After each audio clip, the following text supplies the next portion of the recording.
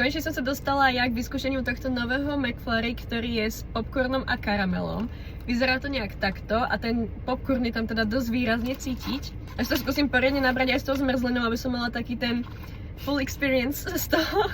Jej, sa to docela lepí, ak je tam ten karamel.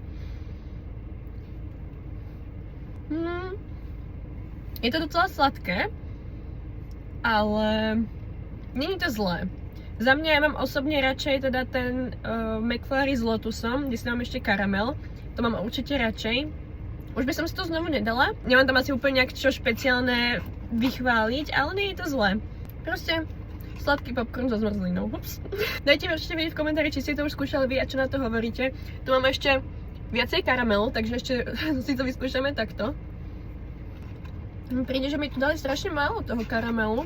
Ale tým, že ten popcorn mi príde sám o sebe dosť sladký, tak mi to vlastne aj nevadí. Neviem, no, nie som nejaká úplne z toho odrovnaná, že by som si to dala znovu. Ak by som to mala nejako ohodnotiť, tak by som tomu dala tak 7 z 10, možno 6,5.